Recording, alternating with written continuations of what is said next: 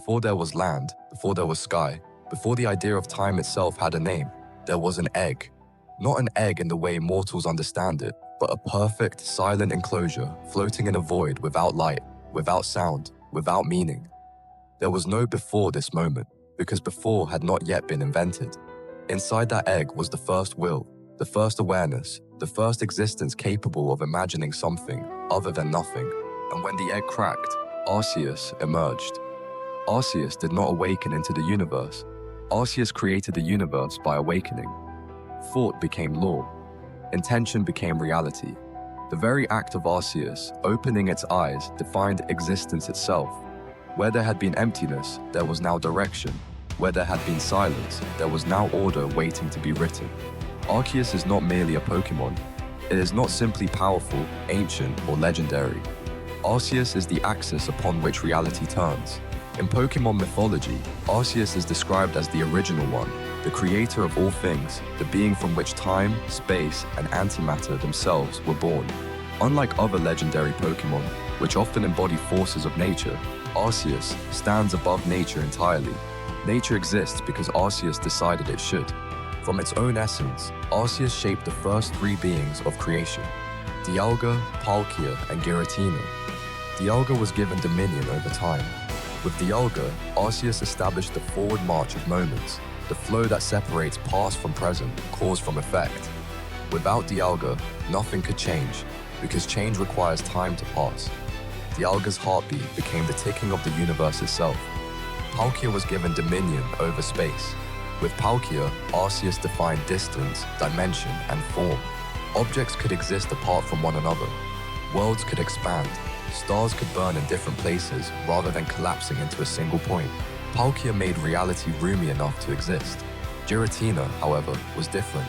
Giratina was given dominion over antimatter and the laws that govern what should not exist. In many tellings, Giratina was too violent, too unstable, or too willful for the balance Arceus desired. Whether this was a flaw or a necessary counterweight remains unclear. What is known is that Giratina was banished to the distortion world, a realm where logic breaks, gravity twists, and reality contradicts itself.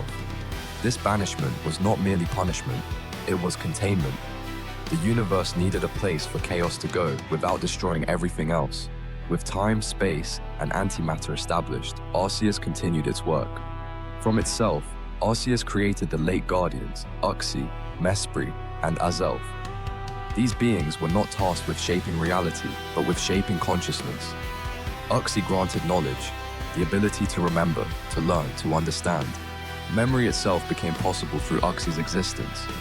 Mesprit granted emotion, the capacity to feel joy, sorrow, love, fear, and hope. Without Mesprit, life would be mechanical, empty of meaning. Azelf granted willpower, the courage to act, to choose, to resist fate rather than submit to it. Together, these three formed the foundation of sentient life. Arceus had now created not only a universe, but beings capable of experiencing it.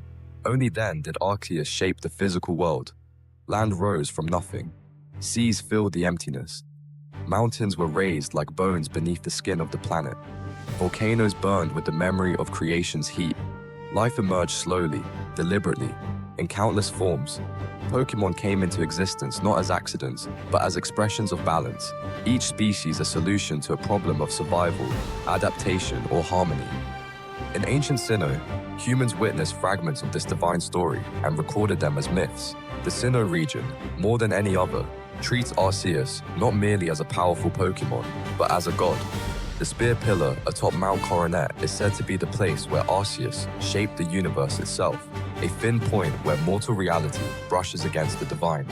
The Celestica people, an ancient civilization, revered Arceus as the creator of all things.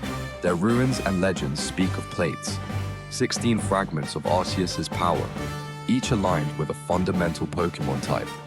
These plates are not mere artifacts, they are physical expressions of the laws of reality, allowing Arceus to shift its type at will. Fire, water, dragon, ghost, steel. Every force that defines Pokémon battles is, in truth, a shard of Arceus's original design. This ability is more than a gameplay mechanic. Lore-wise, it suggests something profound. Arceus is not bound to a single nature. It can become anything because everything comes from it. The types are not aspects Arceus learned. They are aspects Arceus invented. Yet for all its power, Arceus is not portrayed as cruel or tyrannical. Arceus is distant, observant, patient. Unlike many creator gods in fiction, Arceus does not constantly interfere. After establishing the framework of reality, it stepped back.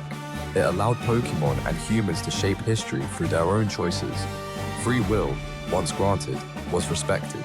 But that does not mean Arceus is absent. When balance is threatened on a cosmic scale, when time fractures, space collapses, or dimensions bleed into one another, Arceus acts. This is seen most clearly in the events surrounding Cyrus and Team Galactic. Cyrus sought to remake the universe, believing the human spirit to be flawed. By attempting to control Dialga and Palkia, he threatened the structure Arceus had built. Giratina intervened first, dragging Cyrus into the distortion world, but Arceus' shadow loomed over the entire conflict. The message was clear. Mortals may shape their world, but they may not unmake creation itself. Arceus' most personal portrayal comes in Pokémon Legends Arceus, where the god of creation directly interacts with a human in a way never before seen.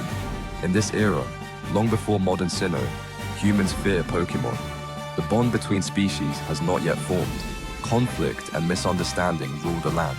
Arceus does not descend in wrath. Instead, it tests. The player is summoned across time and space, not as punishment, but as an experiment. Arceus seeks to understand humanity's potential for harmony. Can humans learn to coexist with Pokémon? Can fear be replaced with trust? Can balance be achieved without divine force? Throughout this trial, Arceus remains unseen, communicating only through fragments, avatars, and challenges. It observes actions, not words. When the player calms frenzied noble Pokémon, heals the land, and unites people and Pokémon alike, Arceus finally reveals itself. And even then, it does not declare judgment. It offers a battle. This is one of the most important thematic elements in Pokémon lore. Arceus does not demand worship. It does not ask for obedience. It asks to be understood. Battling Arceus is not about defeating a god. It is about proving worth, resolve, and harmony. The battle is symbolic, a test of whether humanity can stand alongside creation without seeking to dominate it. If Arceus is defeated, it does not vanish in anger. Instead, it acknowledges the bond formed and entrusts part of itself to the trainer. This act speaks volumes. A god that allows itself to be captured is not surrendering. It is choosing connection over isolation. This raises a fascinating question that Pokémon lore never fully answers. Is Arceus truly singular? Some interpretations suggest that the Arceus encountered by trainers is merely an avatar, a fraction of the true original one. The plates, the ability to be contained, the willingness to battle, all imply that Arceus may exist on a plane beyond what mortals can perceive, projecting aspects of itself into reality as needed. If that is true, then Arceus is not a god who walks among mortals, but a god who interfaces with them. Another mystery lies in Giratina's banishment. Was Giratina truly flawed, or was it necessary?